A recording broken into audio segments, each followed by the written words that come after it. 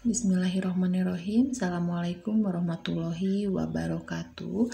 Apa kabar semuanya? Semoga kawan-kawan semua ada dalam lindungan Allah Subhanahu wa Ta'ala, juga ada dalam keadaan sehat walafiat.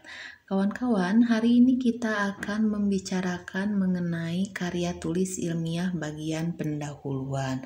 Namun, sebelum masuk pada bagian pendahuluan, kita akan bahas sekilas mengenai pengertian, syarat-syarat, ciri-ciri, tujuan, dan bagian-bagian dari karya tulis ilmiah. Pertama, kita bahas sekilas mengenai pengertian karya tulis ilmiah. Karya tulis ilmiah merupakan tulisan yang membahas ilmu pengetahuan yang disusun secara sistematis dengan menggunakan bahasa yang benar. Jadi, karya tulis ilmiah adalah sebuah karangan atau sebuah karya yang berisikan tentang ilmu pengetahuan yang kita susun secara sistematis dengan menggunakan bahasa yang benar. Jadi, medianya adalah tulisan dan menggunakan bahasa yang benar. Syarat dari karya tulis ilmiah yang pertama adalah karya yang menggunakan bahasa tulis sebagai medianya. Yang kedua, membahas konsep ilmu pengetahuan. Yang ketiga, disusun secara sistematis. Dan yang keempat, dituangkan dalam bahasa Indonesia yang benar. Itu syarat-syarat dari karya tulis ilmiah. Ciri dari karya tulis ilmiah yang pertama objektif. Artinya memiliki objek dan memberikan penilaian secara objektif terhadap objek tersebut. Yang kedua, faktual. Dibuat berdasarkan fakta yang dapat dipertanggungjawabkan kebenarannya. Yang ketiga, sistematis. Artinya, karya tulis ilmiah memiliki sistematika tertentu yang harus ditaati. Yang keempat, bermetode atau disusun berdasarkan metode ilmiah tertentu. Dan yang kelima adalah cermat dan jujur. Selanjutnya, tujuan dari karya tulis ilmiah. Yang pertama, untuk memecahkan masalah tertentu. Yang kedua, mencapai tujuan tertentu. Yang ketiga, menambah ilmu pengetahuan.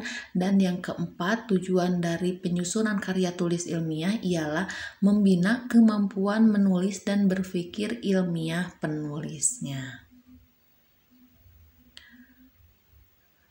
Selanjutnya, bagian-bagian dari karya tulis ilmiah. Yang pertama, karya tulis ilmiah bagian pendahuluan yang hari ini kita akan bahas. Yang kedua, karya tulis ilmiah bagian isi. Yang ketiga, karya tulis ilmiah bagian penutup. Dan yang keempat, karya tulis ilmiah bagian referensi. Baik kawan-kawan, kita masuk saja pada karya tulis ilmiah bagian pendahuluan. Pengertian bab pendahuluan. Pendahuluan merupakan bab pertama pada karya tulis ilmiah yang berisi jawaban apa dan mengapa penelitian itu perlu dilakukan. Bagian ini menyatakan apa yang menjadi pokok pembicaraan, apa tujuan, wawasan, dan rencana pengembangannya. Oleh karena itu, bab pendahuluan memuat latar belakang masalah, rumusan masalah, batasan masalah, tujuan penelitian, hipotesis, dan manfaat dari penelitian. Karya tulis ilmiah bab pendahuluan mempunyai beberapa fungsi, diantaranya untuk menyatakan subjek, untuk menyatakan maksud, dan untuk menyatakan wawasan, dan juga untuk menyatakan rencana uraian.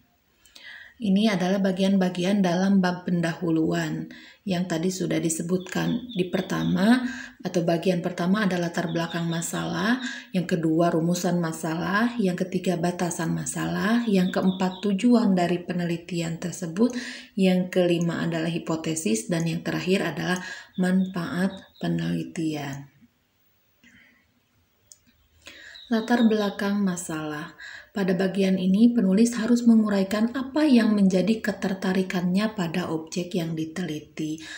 Penulisan bagian latar Latar belakang dapat dimulai dengan sesuatu yang telah dilihat bersama, pertanyaan retorik yang dapat menghantarkan pembaca pada masalah atau topik yang akan ditulis, atau sebuah kutipan atau ungkapan atau juga slogan yang selanjutnya akan diambil masalah yang akan dikaji. Latar belakang harus memberikan gambaran tentang hal-hal seperti yang pertama, alasan rasional yang membuat penelitian itu menarik untuk diteliti. Dasar, fakta, data, referensi, atau temuan dari penelitian sebelumnya. Yang kedua, gejala-gejala kesenjangan yang terdapat di lapangan. Hal ini harus terungkap dengan jelas untuk memunculkan permasalahan dan bagaimana penelitian mengatasi kesenjangan yang ada. Yang ketiga, kompleksitas masalah. Yang keempat, pendekatan untuk mengatasi masalah dari sisi kebijakan dan teoritis.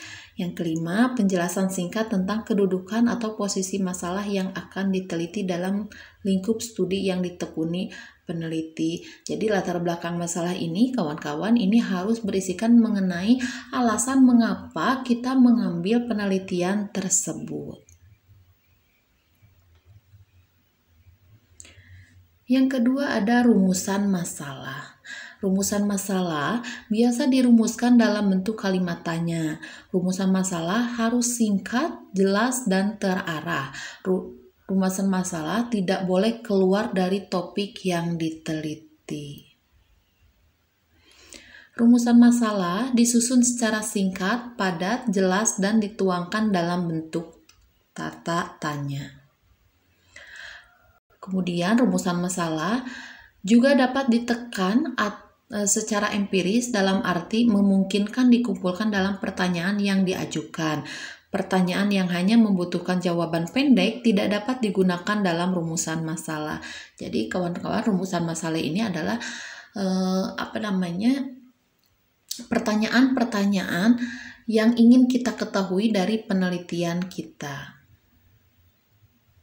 Kemudian yang ketiga ada batasan masalah. Batasan masalah berisi mengenai batasan-batasan permasalahan yang akan dibahas sehingga cakupan bahasan tidak meluas dan tetap relevan. Jadi batasan masalah ini adalah batasan dari penelitian kita. Jadi jangan sampai penelitian kita itu terlalu luas cakupannya. Selanjutnya, keempat adalah tujuan dari penelitian. Tujuan merupakan sasaran yang ingin atau hendak dicapai dalam penelitian. Isi dan rumusan dari tujuan penelitian berdasarkan isi dan rumusan masalah yang sudah ada. Tujuan penelitian berkaitan erat dengan rumusan masalah. Jadi tujuan penelitian ini harus dikaitkan dengan rumusan masalah. Tujuan penelitian dibagi menjadi dua, ada tujuan umum juga tujuan khusus. Tujuan umum adalah tujuan penelitian secara keseluruhan dari yang ingin dicapai dalam penelitian itu sendiri. Sedangkan tujuan khusus adalah tujuan yang lebih spesifik, biasanya menggunakan kata-kata operasional sehingga lebih jelas untuk dicapai. Tujuan khusus biasanya juga menjadi penjabaran dari tujuan umum. Jadi tujuan umum terlebih dahulu, kemudian dispesifikkan dalam tujuan khusus. Dan yang kelima ada hipotesis. Hipotesis adalah pernyataan sesuatu yang dianggap benar untuk pengutaraan pendapat dan kebenarannya masih perlu dibuktikan dalam penelitian. Jadi hipotesis ini adalah anggapan dasar. Jadi kita punya anggapan sebelum kita melakukan penelitian. Dan yang terakhir ada manfaat penelitian. Manfaat penelitian adalah sebuah penelitian tentu memiliki manfaat bagi banyak orang. Pada bagian ini tertulis manfaat-manfaat apa yang diperoleh oleh kalangan tertentu maupun masyarakat pada umumnya. Artinya manfaat penelitian ini adalah penguraian atau penjabaran dari manfaat penelitian yang kita lakukan. Baik kawan-kawan, sampai sini saja untuk materi bagi KTI bagian pendahuluan. Selanjutnya kita pelajari KTI bagian isi juga KTI bagian penutup. Baik, terima kasih. Assalamualaikum warahmatullahi wabarakatuh.